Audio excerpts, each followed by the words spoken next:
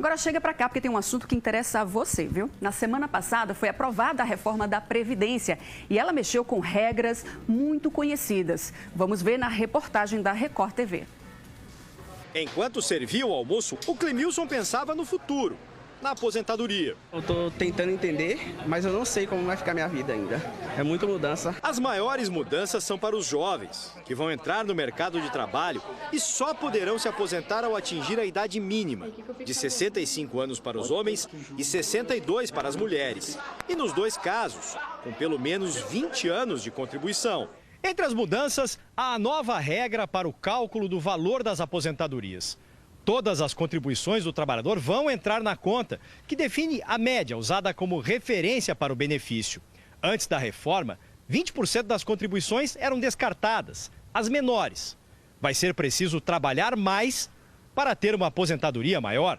Com 20 anos de contribuição, o benefício será de 60% da média dos salários. Com mais tempo, vai aumentando e será de 100% da média com 40 anos de contribuição. Quem já está no mercado poderá se enquadrar em regras de transição. A Eva deveria se aposentar em 7 anos. Com a transição, vão ser 11 anos. Vai ser um sacrifício a mais. Mas vai ter que fazer, né? Vai ter que fazer. E vamos trabalhando e o tempo chega. A reforma também alterou as alíquotas de contribuição para fazer quem ganha mais pagar mais, quem ganha menos ter desconto menor. O percentual ia de 8% a 11%. Agora vai de 7,5% para quem recebe um salário mínimo a 14% na faixa maior. No serviço público, a alíquota vai chegar a 22% para a parte da remuneração que exceder o teto salarial de R$ 39 mil. Para este professor, a reforma vai evitar um colapso da Previdência. O país caminharia para uma crise fiscal, ou seja, chegaríamos num ponto de os recursos destinados ao pagamento de pensões, aposentadorias e salários na esfera federal poderiam sofrer restrições, contingências. Olha só, como você viu aí, foi aprovada a reforma da Previdência, mas ainda está tudo muito confuso. E para falar sobre esse assunto, a gente recebe aqui o gerente executivo do INSS em Sergipe, Raimundo Brito.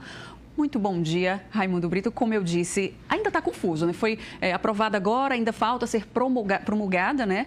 Mas está confuso. Essa sensação que eu tenho é a sensação que acontece com a maioria das pessoas. Bom dia. Bom dia a todos. Realmente, a reforma foi aprovada agora, ainda falta ser promulgada, que vai ser agora no próximo mês de novembro, né?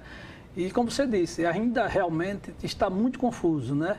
Eu mesmo designei até um colega lá no INSS para que ele possa fazer o levantamento, pegou toda o projeto, né, a medida, a PEC, né, que foi uma proposta de emenda à Constituição, para que ele destrinchar tudo. Realmente são 6 regras de transições, tem pessoas que vai ter que, mesmo aposentando por idade, vai ter que pagar 20 anos de contribuição, que hoje é 15 anos. Quer dizer, nós estamos ainda destrinchando tudo, mas algumas coisas já estão definidas, né, na proposta. Algumas coisas a gente já pode esclarecer ao público, como, por exemplo,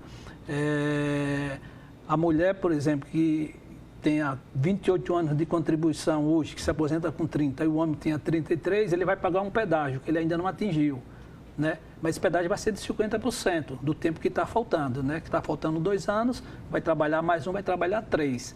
Mas tem outras pessoas que não estão nesse quadro, já vai pagar 100% do que está faltando.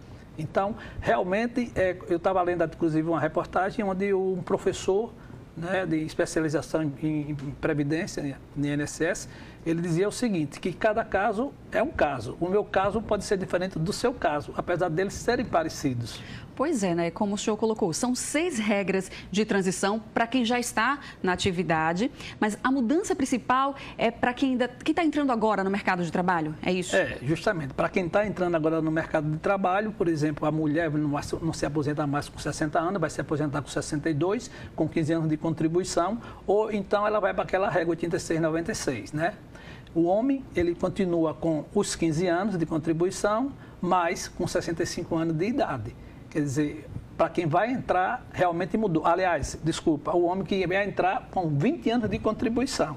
Como é que fica aquela questão da soma, né? Tempo de trabalho com idade para mulher, para homem, como é que ficou essa situação? Veja, agora em 2019, né, o tempo de trabalho com a idade tem que ser 86 para a mulher e 96 para o homem. Já em 2020 ele já passa, vai para 87 e 97, né? E a regra de transição também, a reforma também atingiu o servidor público. Por exemplo, eu sou servidor público, eu estou com 34 anos de contribuição na Previdência. Mas o meu caso lá não é 50%, o servidor público é 100% do que está faltando. Mas mesmo assim, para que eu possa sair com o último salário e possa sair sem nenhuma perda, eu não vou trabalhar só mais 2 anos, o que estava faltando e mais outro. Porque eu vou ter que entrar na regra de transição, como eu só tenho 58 anos de idade, eu vou demorar uns 3 ou 4 anos ainda para atingir. Quer dizer, é aquela história, né?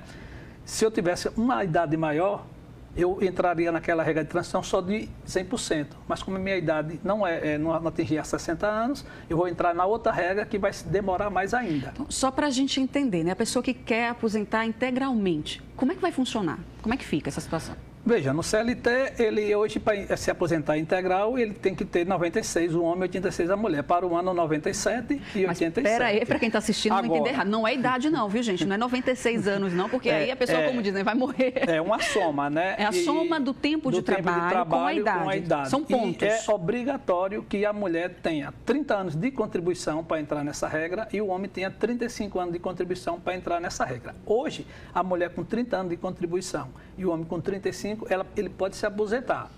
Não importa a idade, só que entra o fator previdenciário, né? De repente, um colega meu, vou dar um exemplo, ele pagava sobre 4 salários mínimos.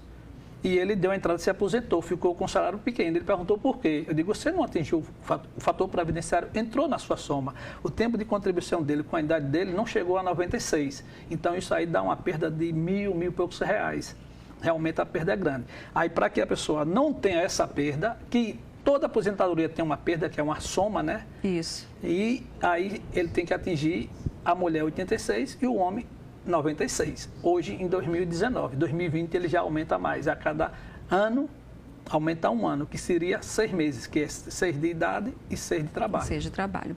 Uma outra dúvida em relação à pensão. O que mudou para os pensionistas? Bom, aí quem tem... Uma coisa foi até assim, ficou bem claro, é o seguinte, direito adquirido não se tirou. Não, quem já tem não pode mexer. É bom, quem tem aposentadoria com pensão porque gerou essa dúvida de que teria uma redução e as pessoas ficaram com medo, mas isso não vai acontecer. É que quem tinha aposentadoria não ficava com a pensão, tinha que escolher um dos dois, aquela história toda, mas nada, quem tem direito tem direito. Agora, quem não tem o direito, vou dar um exemplo, eu tenho uma aposentadoria, né? Aí a minha esposa trabalha, ela faleceu. Depois da promulgação. Então, eu vou escolher qual o benefício maior para me ter o 100% e aquele outro segundo benefício da pensão ou da aposentadoria, ele vai ter um percentual. Se a minha aposentadoria for de um salário mínimo, a pensão vai ser de 80% do salário mínimo. Se a minha for até 2 salários mínimos, vai ser 60% e isso vai chegar até quem ganhar mais de 4 salários mínimos do benefício, a pensão vai ser só de 10%. Houve essa grande mudança aí, mas... A princípio, estava na proposta que só seria um benefício, escolheria o maior, mas ainda houve uma mudança e teve esse percentual. Mas isso para depois da promulgação da emenda, porque no momento a pensão continua, quem tem direito, a pensão e a aposentadoria tem direito. E o direito, por exemplo, se faleceu agora, não precisa aquela correria, porque a pensão é dada da data do evento do falecimento. Ela é considerada daquela data, não precisa aquela correria toda. E quem tem o direito já, também não precisa estar correndo por INSS, porque quando for promulgado vai mudar, não. O direito adquirido, permaneceu adquirido, graças a Deus isso ele manteve. Tem uma outra situação também, a pessoa que se aposentou na regra antiga e quer desaposentar, ainda pode fazer isso? Não, infelizmente houve eu